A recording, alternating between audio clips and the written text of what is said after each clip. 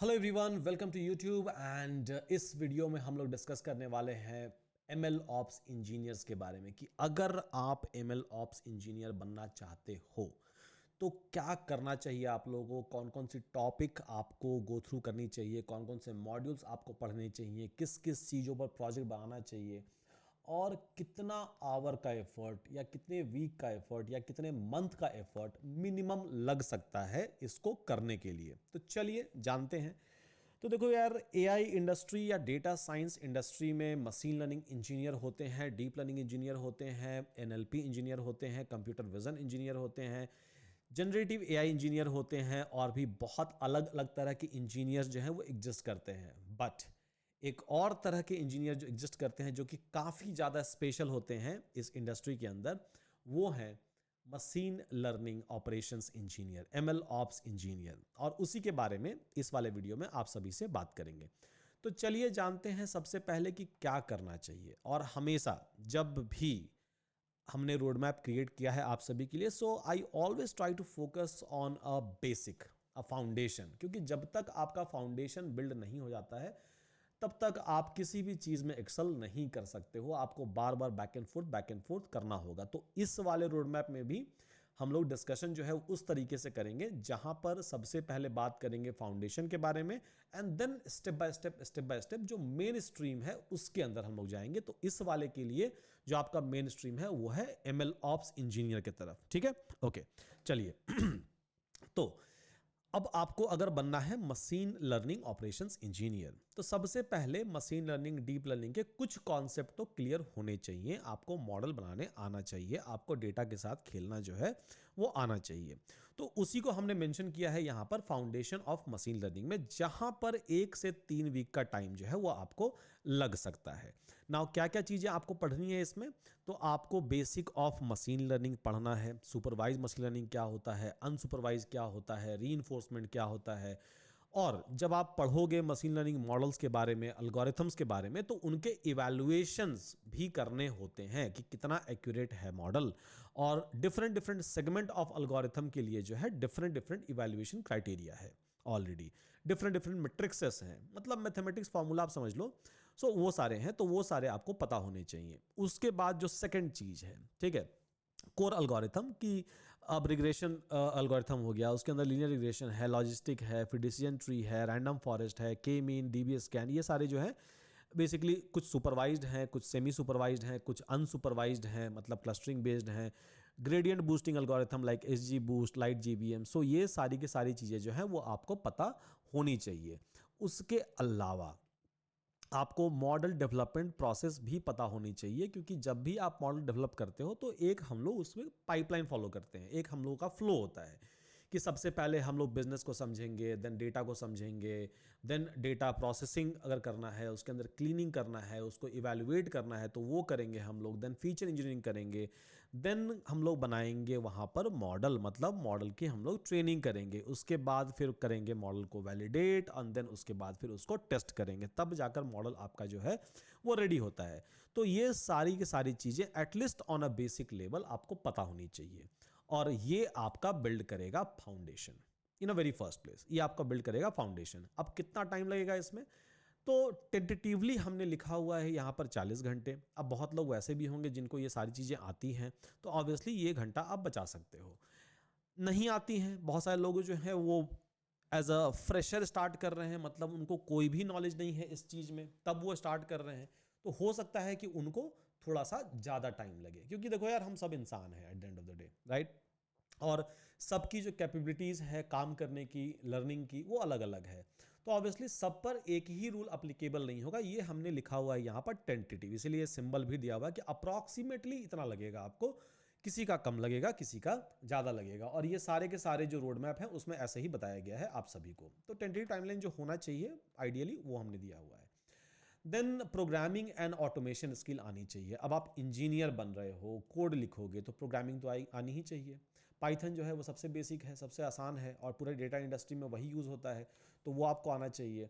तो Python for machine learning, जहाँ पर NumPy library, pandas library, scikit library, TensorFlow, PyTorch library, ये सब आपको आनी चाहिए ऊपर ऊपर से। पाइथन अगर आपको आता है, और ये अगर नहीं भी आता है, ठीक है, तो बहुत जल्दी आप सीख जाओगे। बहुत जल्दी मतलब विद इन अ वीक आप सीख सकते हो, बट अगेन जितना आप टाइम दोगे उसके हिसाब से जल्दी सीखोगे। नाउ मॉड्यूलर कोडिंग बहुत सारे लोग ये सोचते हैं कि 2-4 लाइन का कोड लिख लिए एंड देन मेरा काम हो गया, नहीं। Modular coding, reusable coding by using उस programming concept, by using a logging, monitoring, exception handling, कायदे से कोड लिखना जिसको बोलते हैं, वो आपको यहाँ पर आना चाहिए। डेटा हैंडलिंग, एक्सेप्शन मैनेजमेंट, जैसा कि मैंने आपको बोला कि लॉगिंग, एक्सेप्शन हैंडलिंग, मॉनिटरिंग, ये सब का सब आपको आना चाहिए। उसके बाद फिर आपको पता होनी चाहिए ऑटोमेशन, जहाँ पर लिनक्स क्वेरी यूज़ करते हैं, कमांड यूज़ करते हैं या लिनक्स स्क्रिप्ट लिखते हैं हम लोग, और उससे हम लोग चीज़ों को क्या करते हैं, टास्क ऑटोमेट करते हैं। या फिर अगर वो नहीं करना है तो पाइथन से कर लो, पाइथन में भी हो सकता है ये चीज़ें, टास्क ऑटोमेशन जो है, जो भी आप सोचोगे वो सब हो जाएगा। देन आप कोड लिखोगे तो कोड को मैनेज भी करना होगा, कोड में अलग अलग वर्जनिंग होगी, बहुत सारे फाइल होंगे, बहुत सारे पैकेज एंड मॉड्यूल्स होंगे, तो उनको आपको मैनेज करना है। तो ऑब्वियसली आपको गिट तो पता होना चाहिए, और गिट के लिए जो पॉपुलर प्लेटफॉर्म है वो गिटहब एंड गिटलैब है। GitHub is one of the most popular in a entire world, believe me, ठीक है। तो वो आपको पता होनी चाहिए, और फिर एक चीज़ पता हो गया तो बाकी सारे प्लेटफॉर्म ऑलमोस्ट सेम ही ऑपरेट करते हैं। फंडा जो है गिट का वो सब जगह ऑलमोस्ट सेम ही है, कुछ ज़्यादा चेंजेस नहीं है। तो उसमें ब्रांचिंग होती है, मर्जिंग होती है, पुल रिक्वेस्ट होता है, पीआर होता है। तो ये सारी की सारी चीज़ें जो है वो आपको आनी चाहिए, और इसमें जो नंबर ऑफ आवर्स अप्रॉक्सीमेटली मेरे हिसाब से लगना चाहिए वो है 38 आवर, आपके हिसाब से ज़्यादा या कम लग सकता है। नाउ आते हैं अब नेक्स्ट पर, कि आपने ऑटोमेशन सीख लिया, आपको basic machine learning algorithm, deep learning algorithm वगैरह आता है, लाइब्रेरीज वगैरह आती है। अब मॉडल बनाओगे आप, कोड लिखोगे, उसके लिए ट्रेन करोगे, अब कहीं ना कहीं आपको डिप्लॉय भी तो करना है, तब जाके वो मॉडल जो है एंड यूज़र आपका एक्सेस कर पाएगा, उसको यूज़ कर पाएगा, उसको क्वेरी भेज पाएगा, उससे अपना डेटा प्रोसेस कर पाएगा, या जिस भी टास्क के लिए, प्रिडिक्शन करने के लिए या फोरकास्टिंग करने के लिए, जिस भी टास्क के लिए आपने मॉडल को बिल्ड किया है वो कर पाएगा।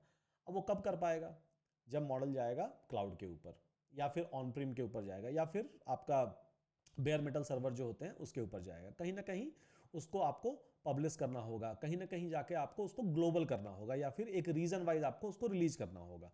तो ऑब्वियसली क्लाउड आपको पता होनी चाहिए। द फेमस क्लाउड जो मार्केट में अवेलेबल है वो 3 है। सबसे फेमस जो है वो AWS है, 270 प्लस इसके अंदर मैनेज सर्विसेज हैं, उसके बाद GCP है, उसके बाद फिर अज्योर है। तो जनरली हम रिकमेंड करते हैं लोगों को कि आप अगर स्टार्ट कर रहे हो तो गो विद AWS, सिंपल। जहाँ पर कंप्यूट, स्टोरेज एंड नेटवर्किंग से रिलेटेड जो भी सर्विसेज हैं उसको आप सीखो एंड उसको आप यूज़ करो।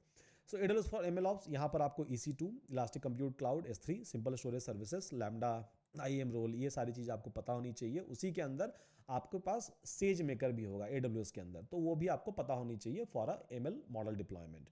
सेज मेकर जो है वो काम आपका बहुत आसान कर देता है, बाय द वे। मतलब AWS ने सेज मेकर बनाया ही इस पर्पज से था कि आप जो मशीन लर्निंग मॉडल बनाते हो उसको आप इजी वे में डिप्लॉय कर सको। देन आपको इंफ्रास्ट्रक्चर एज अ कोड, जिसमें टेराफॉर्म आपको सीखना पड़ेगा, मैनेजिंग क्लाउड रिसोर्सेज प्रोग्रामेटिकली, क्योंकि बार बार जाकर आप मैनेज तो उसको करोगे नहीं, और क्लाउड स्टोरेज, जैसे जैसे आपका प्रोडक्ट बड़ा होते जाएगा वैसे वैसे आपका रिसोर्सेज जो है वो बढ़ते जाएगा। इसमें अप्रॉक्सीमेटली आपको लगना चाहिए 42 आवर के आसपास का टाइम।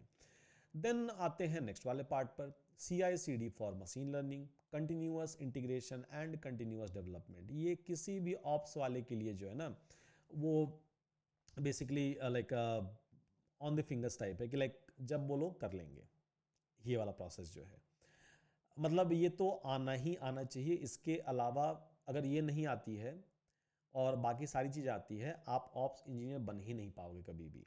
तो CI/CD फॉर मशीन लर्निंग ये आपको पता होना चाहिए। और CI/CD का बेसिक क्या होता है, क्या क्या टूल्स उसके अंदर, जैसे कि हमने मेंशन किया है यहाँ पर, जेंकिंस, गिटहब एक्शन मेंशन किया है, गिटलैब एक्शन मेंशन किया है, क्यू फ्लो पाइपलाइन मेंशन किया है, यहाँ पर एयर फ्लो मेंशन किया है।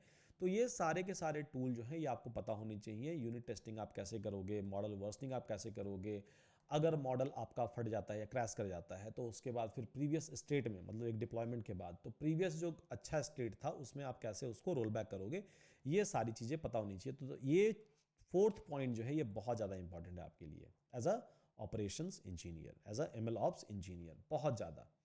नाउ अब आते हैं अगले पार्ट के ऊपर, कंटेनराइजेशन एंड ऑर्केस्ट्रेशन। क्या होता है ये?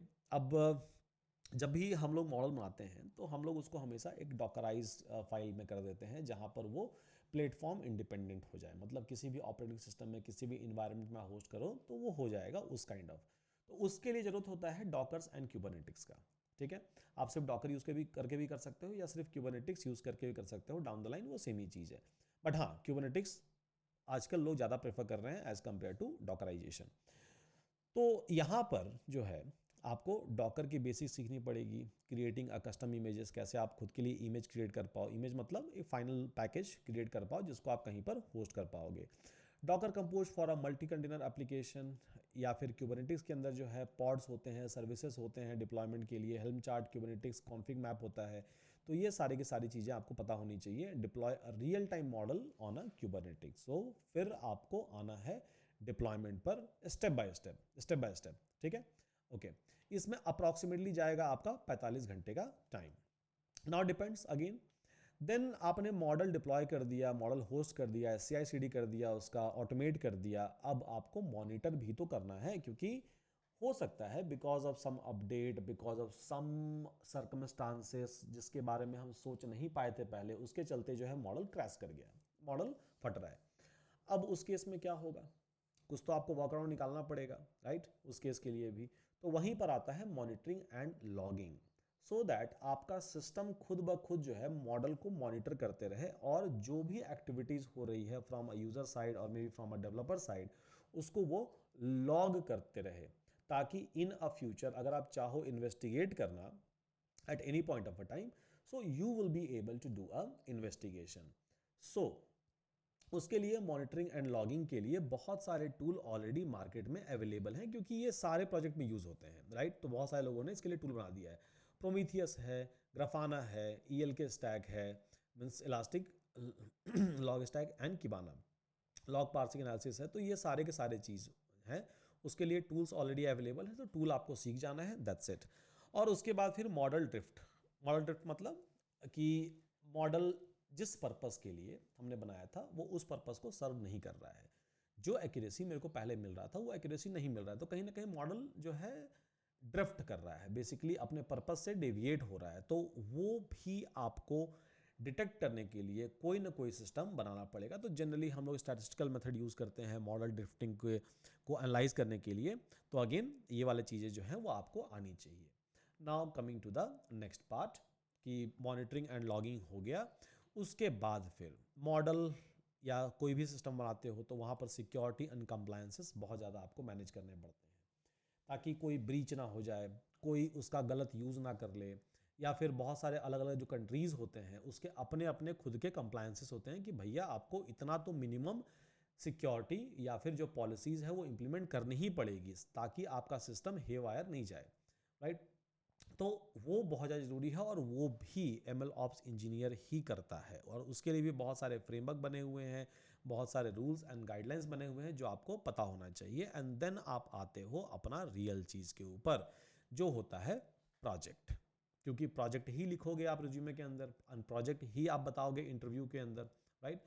तो एंड टू एंड जो भी हमने ऊपर डिस्कस किया हुआ है उसके ऊपर आपको प्रोजेक्ट बनानी है। कोई भी मॉडल उठा के, कोई भी सॉल्यूशन उठा के, कोई भी बिजनेस डोमेन उठा के, कोई भी एक छोटा या बड़ा प्रॉब्लम स्टेटमेंट उठा के, और यही आपको रियल टाइम एक्सपीरियंस देगा। और इसीलिए हमने यहाँ पर डाला हुआ है 90 आवर का टाइम, कि 90 आवर तो मिनिमम आपको यहाँ पर स्पेंड करना ही करना पड़ेगा। और जितना ज़्यादा टाइम स्पेंड करो, इवन नॉट 90 आवर, इवन इसके 10 गुना भी टाइम अगर आप यहाँ पर स्पेंड कर रहे हो, तो उतना ही ज़्यादा एक्सपीरियंस होगा, उतना ज़्यादा हेल्पफुल होगा आपके रिज्यूमे के लिए एंड देन इंटरव्यू के लिए भी।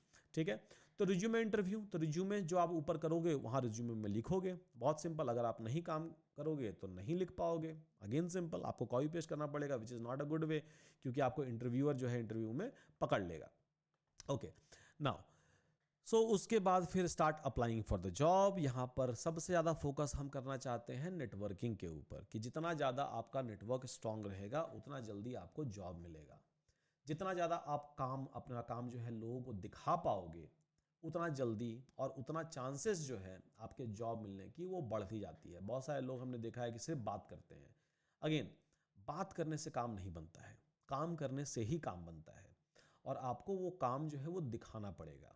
ठीक है, तो नेटवर्किंग कीजिए, अपना जो प्रोजेक्ट है वो शेयर कीजिए लोगों के साथ, जो नॉलेज है, जो आपका एक्सपीरियंस है वो शेयर कीजिए। बहुत सारे प्लेटफॉर्म ऑलरेडी अवेलेबल हैं सोशल मीडिया पर, हम लोग बहुत ज़्यादा सोशल मीडिया यूज़ भी करते हैं बाय द वे, राइट? बहुत ज़्यादा सोशल मीडिया हम लोग यूज़ भी करते हैं। तो ये सारी की सारी चीज़ें जो हैं आपको ध्यान में रखनी है नेटवर्किंग पर्सपेक्टिव से, और networking is the must.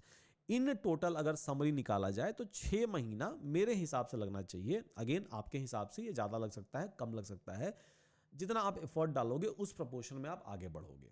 Simple, ठीक है?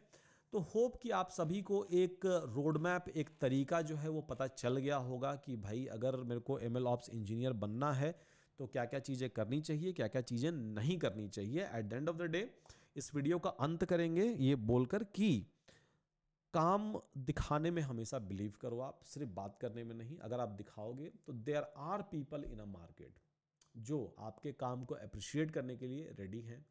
उनको भी तो रिसोर्सेज चाहिए, उनको भी तो चीज़ें डेवलप करनी है at the end of the day.